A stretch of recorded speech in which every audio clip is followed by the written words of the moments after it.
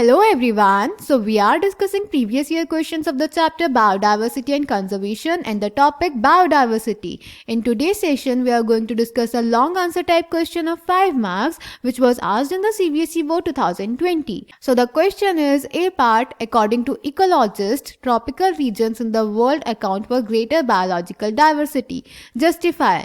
Then B part is, why are habitat loss and alien species invasion considered as the causes of biodiversity loss, explain with the help of an example of each.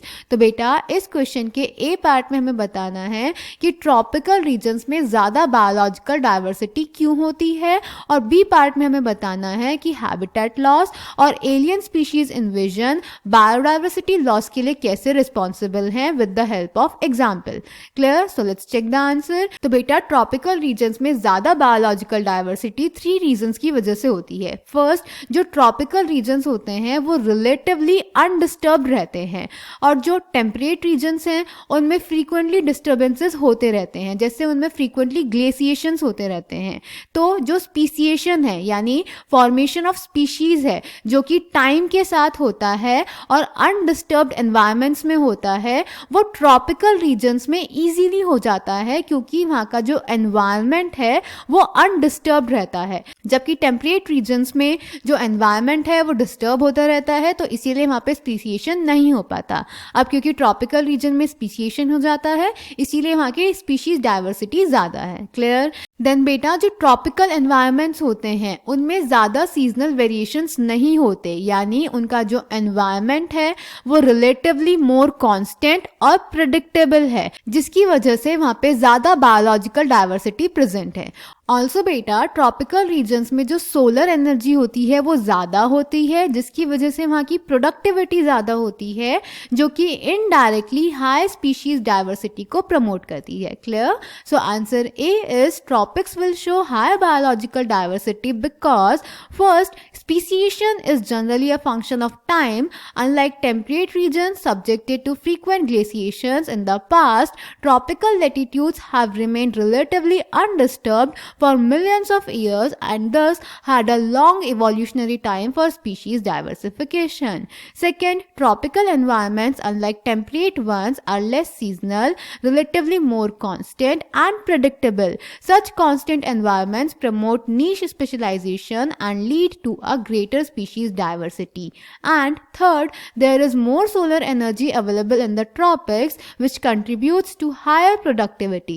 This in turn might contribute indirectly to greater diversity. Clear बेटा?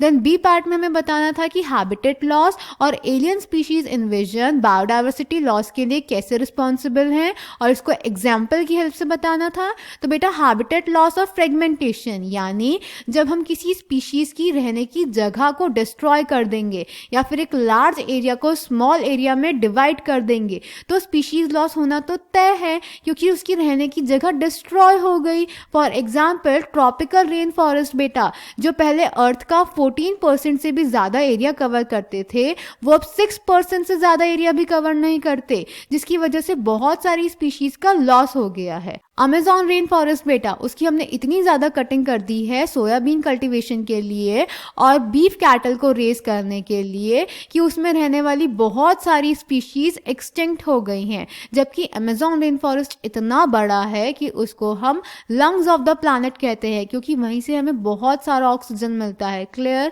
Also बेटा ये जो habitat loss होता है वो pollution की वजह से भी होता है, और जब हम लार्ज एरिया को स्मॉल एरिया में डिवाइड कर देते हैं यानी उसका फ्रेगमेंटेशन कर देते हैं तो वो एनिमल्स, वो मैमल्स और बर्ड्स जिनको लार्ज टेरिटरीज, लार्ज एरिया चाहिए होता है, और वो एनिमल्स जो माइग्रेटरी हैबिट्स यानी एक जगह से दूसरी जगह जाते हैं अपनी लाइफ साइकिल कंप्लीट करने के लिए, उन पे बहुत बुरा इफेक्ट पड़ता है। तो बेटा इस तरह से हैबिटेट लॉस और फ्रेगमेंटेशन सबसे इंपॉर्टेंट कॉज है बायोडाइवर्सिटी लॉस और एनिमल्स और प्लांट्स के एक्सटिंक्शन के लिए। क्लियर बेटा?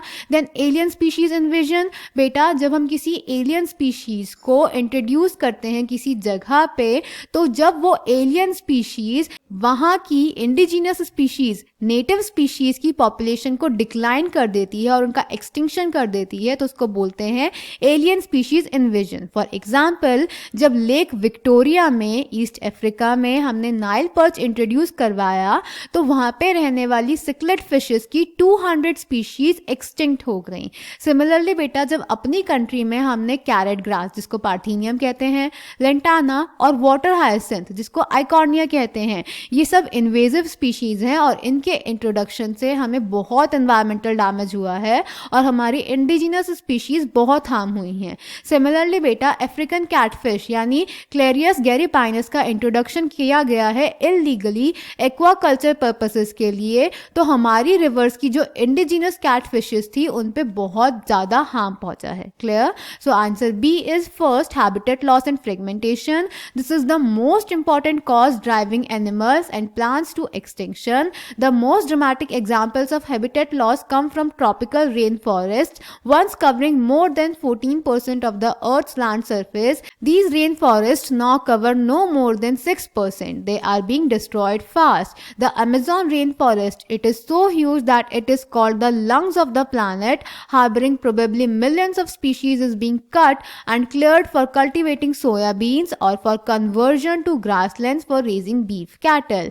Besides total loss, the degradation of many habitats by pollution also threatens the survival of many species. When large habitats are broken up into small fragments due to various human activities, mammals and birds requiring large territories and certain animals with migratory habits are badly affected, leading to population declines. Then second, alien species invasions. When alien species are introduced unintentionally or deliberately for whatever purpose, some of them turn invasive and cause decline or extinction of indigenous species. The Nile perch introduced into Lake Victoria in East Africa led eventually to the extinction of an ecologically unique assemblage of more than 200 species of cichlid fish in the lake. The environmental damage is caused and threat is posed to our native species by invasive weed species like carrot grass, that is Parthenium, lantana, and water hyacinth, that is Eichhornia.